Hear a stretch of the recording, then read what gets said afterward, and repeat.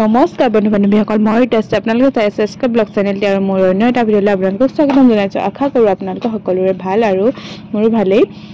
আৰু এইফালে মই আছোঁহি মাৰ ঘৰত আৰু আমাৰ বৰ্তা ছোৱালীজনীৰ তুলনি বিয়া আৰু আজি হ'ল মূৰত তেল দিয়া।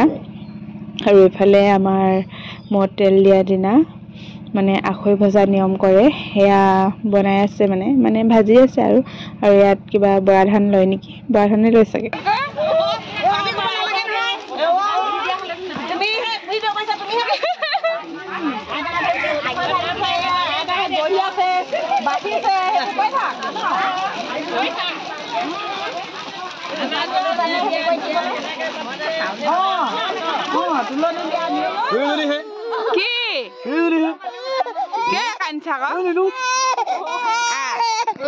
আৰু এতিয়া চবেই খাবলৈ ইয়াত কাটি আছে ৰঙালাও, আলু, কিহৰ লগত দিব জানো, ব্ৰইলাৰ দিছিলে দেই, ব্ৰইলাৰ।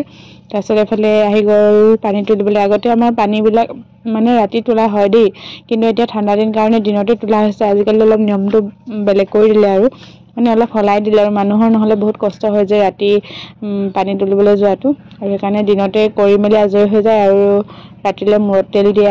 আৰু এইফালে এইবোৰ কি বনাইছে নাজানো দেই। আগতে মানে মোৰ তুলনি বিয়াটো চাগে এইবিলাক কৰিছিলে। আৰু এইফালে 4টা খুঁটি দি লৈছে আৰু এডাল সূতা এনেকৈ ঘৰটো বনাই লৈ তাৰ মাজতে টোপোলা বান্ধটো দিয়ে। তাৰ আগতে কিন্তু এনেকৈ মানে মাটি অলপ আনি এনেকৈ ঢিপ নিচিনা এটা বনাই লয়, তাৰপাছতহে এইটো কৰে। তাৰপিছত ইয়াতে চাকি শলিতাত জ্বলাই দিব। তাৰপিছত এইবোৰ আকৌ এনেকৈ উতলাই দিয়ে দেই। তাৰপিছত এইফালে এজনী মাক হৈছে, আৰু মাক মানে নিজৰ জন্ম দিয়া মাকজনী নহয়, এনেই খুৰীয়েক এজনী মাক হৈছে। আৰু সিহঁতি সুধিছে কাৰ পানী কাটিছ, ছোৱালীজনীৰ নাম কৈছে আৰু মাকে। তাৰপাছত 3বাৰ এনেকৈ কৰিব লাগে। তাৰপাছত তাৰ পৰা অকণমান পানী মুখত লৈ আহি ছোৱালীজনীক ভৰিত দি দিবহি লাগে। তাৰপিছত আকৌ এতিয়া ঘৰটো ভাঙি উটুৱাই দিছে। নাজানো মানে এইবিলাক কিহৰ কাৰণে নিয়ম কৰে, কিন্তু সৰুৰ পৰা দেখি আহিছোঁ আৰু। তাৰপিছত এইফালে আহিলে ছোৱালীজনীক মূৰত তেল দি দিছে আৰু কেৰা আঙুলিটো দিয়ে দেই, এটা ৰূপৰ আঙুঠি, এটা তামোল গুচাই থোৱা আৰু কেৰা আঙুলি দি মিঠাতেল দিয়ে। তাৰপিছত 3বাৰ বোলে ফনিয়াই দিব লাগে। নাজানো দেই কিহৰ কাৰণে কি কৰে। এইফালে দোণ কলচে সজাই থৈছে আৰু তাৰপিছত এইফালে প্ৰথম এনেকৈ দৰ্জা মুখত কৰেহি, মানে এইবিলাক নোৱা পৰ্ব। মাহ হালধি, এইবিলাক হালধি খুন্দা আৰু মাটিমাহ খুন্দা। তাৰপাছত এনেকৈ দুফাল দুটা বাতিত মানে অলপ গাখীৰ লৈ লয়। তাৰপিছত এনেকৈ পাণ দুখিলাত এনেকৈ ৰছীডাল দি বান্ধি লয়, কিবা দৰন দিয়া নে কি বুলি কয় নাজানো। তাৰপিছত এইবিলাক কৰি আছে আৰু এইবিলাক নিয়ম কৰে। তাৰপিছত এনেকৈ পাত এখিলাত দুফালে দুটা খেৰৰ জুমুঠি, তাৰপিছত মাজতে এটা শিলগুটি দিয়ে। কিহৰ কাৰণে দিয়ে নাজানো, এইবিলাক আগৰ দিনৰ মানুহে চাগে জানিব। তাৰপিছত এতিয়া চবেই ধুৱাই মেলি ল'ব, ইয়াতে অলপমান ধুৱাব, তাৰপিছত আকৌ নি মানে বেৰিতলত ধুৱাব। এতিয়াই ভাল। আগতে আমি যেতিয়া শান্তি হৈছিলোঁ তেতিয়া আমাক ৰাতি ৰাতি ধুৱাইছিলে। ময়ো ঠাণ্ডা দিনতে হৈছিলোঁ বাৰু, মোকো এনেকৈ ৰাতি ধুৱাইছিলে। কিন্তু ইমানেই ঠাণ্ডাত কঁপি কঁপি গা ধুইছোঁ নহয়। কিন্তু আজিকালি নিয়মটো অকণমান ভাল কৰি দিলে আৰু ধুৱাব পৰা হ'ল আৰু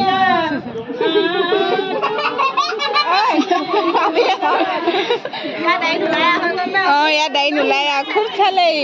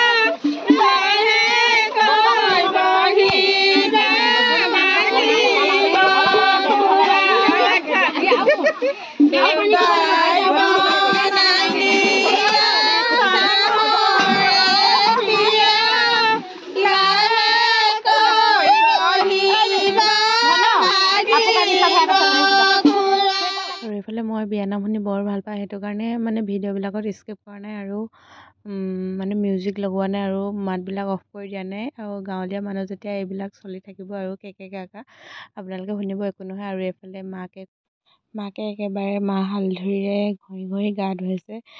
কাইলৈৰ পৰা বুলি নিজে নিজে ধুব লাগিব, আজি চবেই ধুৱাই দিছে। আৰু এইফালে মোৰ লগৰজনীৰ ল'ৰাটো সি নাচি আছিলে আৰু মই ভিডিঅ' কৰি আছিলোঁ আৰু ভিডিঅ' কৰা দেখি সি মানে নাচাটো বন্ধ কৰি দিলে। আৰু এইফালে চবেই কাম কৰি আছে মানে চকীবিলাকত সেইটো কাপোৰ পিন্ধাই দিছে।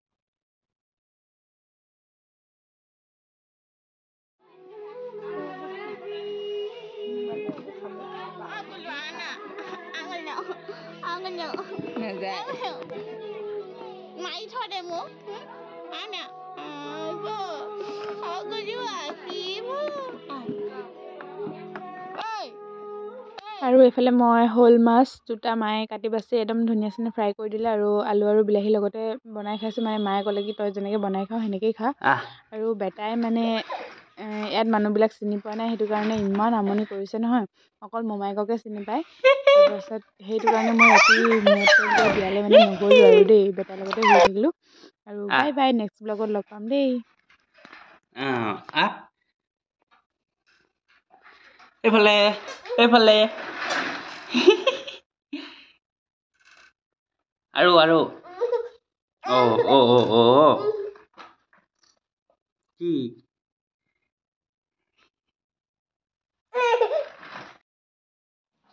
চাং চাং